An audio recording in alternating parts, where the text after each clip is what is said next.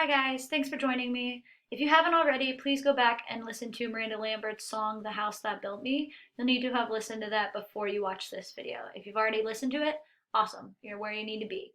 So this week we're going to talk a lot about imagery. And imagery means to use figurative language to represent objects, actions, and ideas in such a way that it appeals to our physical senses. And poets especially use imagery because they want to paint a vivid picture in the reader's mind of what is happening. You guys actually pretty much know what imagery is already because it's almost the same thing as sensory language. And we've used sensory language a lot. And remember, sensory language is language that appeals to our five senses. So touch, sight, hearing, smell, and taste. What imagery is just kind of a broader term that not only refers to our senses, but asks us to combine the language that we use to describe our senses, that sensory language, with figurative language. And figurative language can include similes, metaphors, oxymorons, hyperboles, personification. I know that you guys know a lot about that already. So after you listen to The House That Built Me, I wanted us to practice how to find imagery within the songs, and you guys are going to do this on your own with a different poem. So I went through and I highlighted some sections that I felt like really depicted imagery, and these two lines were one of those examples. It says, "Ma'am, I know you don't know me from Adam, but these handprints on the front step are mine." And this is imagery because it's combining figurative language and sensory language. So the first line, "Ma'am, I know you don't know me from Adam," is using an allusion. It's referencing the Bible. She uses this in her lyrics to say, I'm coming home to my house. I know that somebody else lives here now. I know that you don't know me, but I would like to have an opportunity to look around if you allow me to. And then she combines this with sensory language where she says, "But those handprints on the front steps are mine." And that is referring to maybe a sense of touch or sight, both of those. And so she's being really humble. She's coming back to this home that she grew up in, that her family grew up in, and she's asking the current owners, "May I come in? I know you don't know me. I'm a stranger. But those handprints right there, that's a part of me. This house is a part of me." And so imagery is used here to kind of reach out and paint a vivid picture for the listener and evoke some emotion. The second lines that I chose were, I thought if I could touch this place or feel it, this brokenness inside me might start healing." And this again uses sensory language and figurative language. So the first part, "I thought if I could touch this place or feel it," is sensory language and it refers to touch. And then the second part is that figurative language. This brokenness inside me might start healing. Our singer, Miranda Lambert, feels like there's some part of her that's missing, and that's a metaphor. She's broken inside, and she feels like if she could come back to this home, if she can touch it, if she can walk around, that she might feel more whole inside. And so again, imagery is the combination of that sensory language with figurative language, and it really evokes the emotions of the reader as well as paints a vivid picture for the reader. So you guys are actually going to do this week. You're going to read Jacqueline Woodson's poem, "The Ghosts of the Nelsonville House," and you guys are going to go through and do what I just did there. You're going to identify parts of Woodson's poem that use imagery by highlighting them, and then you're just going to write a little note off to the side explaining how she used imagery, just exactly what I did. So you'll highlight a section that you feel like is demonstrating imagery, and then off to the side you'll say whether or not it was using sensory language or figurative language. You could include what senses it was talking about or what type of figurative language if you're able to identify it, but that's all you're doing. That's the first part of what your assignments are this week. This is like Monday's assignment. So I'm actually going to read through everything because we're going to be doing more with this poem later this week. Before I get started, Jacqueline Woodson is a poet from Columbus, Ohio, and so I think that's really awesome. I like to choose poets that I think will connect to you guys, and I especially thought that she might connect with you. She's got a ton of books out that are geared towards your age range and your interests, so if you're interested in looking them up, please let me know. I can help you get access to those. Okay, here is her poem, "The Ghosts of Nelsonville House" by Jacqueline Woodson. The Woodsons are one of a few black families in this town. Their house is big and white and sits on a hill. Look up to see them through the high windows, inside a kitchen filled with the light of a watery Nelsonville sun, in the parlor, A fireplace burns warmth into the long Ohio winter. Keep looking, and it's spring again. The light's gold now and dancing across the pine floors. Once, there were so many children here, running through this house, up and down the stairs, hiding under beds and in trunks, sneaking into the kitchen for tiny pieces of icebox cake, cold fried chicken, thick slices of their mother's honey ham. Once my father was a baby here, and then he was a boy. But that was a long time ago. In the photos, my grandfather is taller than everybody, and my grandmother just an inch smaller. On the walls, their children run through fields, play in pools, dance in teen-filled rooms, all of them grown up and gone now. Look closely.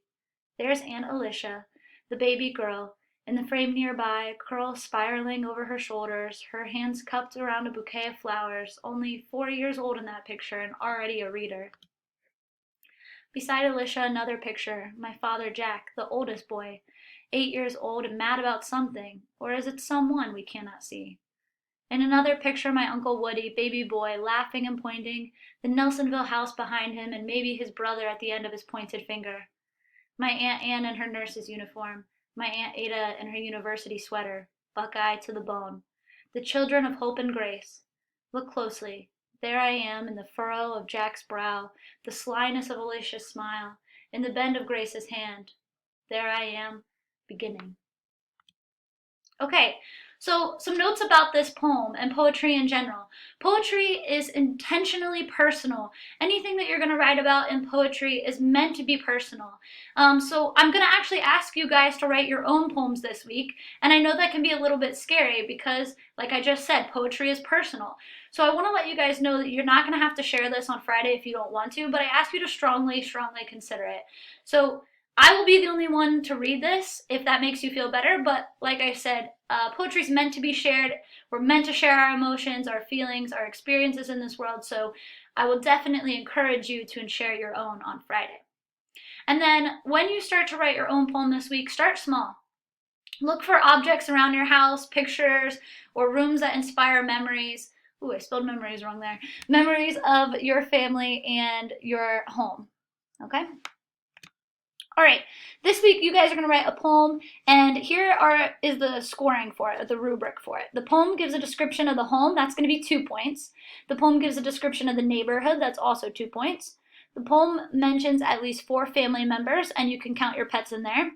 At least 2 photographs, objects, or rooms are described in depth.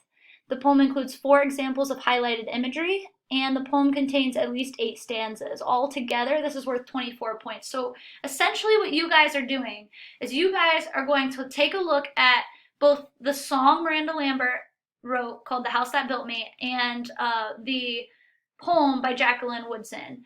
And you guys are going to try to mirror that style. You're going to try to write your own poem based off of Woodson's poem, okay? About your house, about your family members, maybe the photographs in your house, and you're going to use imagery to do it. So, as always, I give you guys my own examples to show you what I'm looking for. I will read mine to you guys, and I think that you guys will see just how personal these can be, because I'm going to give you kind of a look into what it was like in my childhood home where I was growing up. I think a lot of you guys know I came from a very small rural country town, and you can see a lot of that in this poem. Okay, so I'll read you mine. Those Abiding on Coldwater Creek by Shannon Hillscamp. The Hillscamps are one of 4 families tucked into a small wood surrounded by cornfields. The pond screams death and disease for Mom and Grandma, but only reflects the thrills of summer to the young clan of neighborhood kids. The strong brick house with trimmed landscape and bountiful garden perfectly personifies he who built it, my father. Inside, scraps of fabric litter the dining room table and floor as kids run around a mom who notices not her own mess, but that of the oily fingerprints we leave upon her clean white walls. Across the room, atop an ancient, worthless, priceless heirloom sits a collection of frames. Look closely. There is Michael, still a young, ornery boy who dances with his radiant mother, a pink tongue stuck out over his shoulder, directed at the other brother who hadn't won this round. In a nearby frame, this brother regains his pride as he smiles proudly in hunter orange with a dead, headless rabbit in hand. Oh, James. And then there is me, in a flowery frame with a cloudy gray background taken by the church professionals looking prim and proper and boring. So I wonder, where is the conquest behind my smile, my stolen dance or headless rabbit? Okay, and as you guys can see, I went through here and I highlighted sections that I felt like I did a good job using imagery. So the first one says the pond screams death and disease. I'm using sensory language there. I'm referring to the sense of sound, but I'm also tying in there personification, which is figurative language, because a pond can't actually scream death and disease, right? So that's some imagery. And then in the second section down here too, the strong house with trimmed landscape and bountiful garden perfectly personifies he who built it, my father. Again, I'm also using personification to explain, or compare the house that I explain using sensory language to my father. So you guys are going to do something very similar to this. Okay, some reminders for this week. You're reading part 1 and you have that setting worksheet that's explaining the setting of your book. That's due Tuesday at 11:59 p.m. You have Membean due this week on Wednesday at 11:59 p.m. Just the minutes, no test. You have this poem that you are going to write yourself. This is due on Thursday. So Monday, ideally, you guys are going to go through, read her poem, find examples of imagery, think about it, reflect on it, inspire yourselves to write your own poem, and then turn your poem in with all of those highlighted imagery sections in Woodson's poem as well as your own poem for Thursday at 11:59. And then we're going to have a Google Meet on Friday, and we're going to share your poetry, and we're going to talk about your book. So if you don't want to share your poetry, you have to have something that you're going to say about the book that you're reading. Okay? Have a wonderful day and a great week. Email me if you have any questions. Thank you.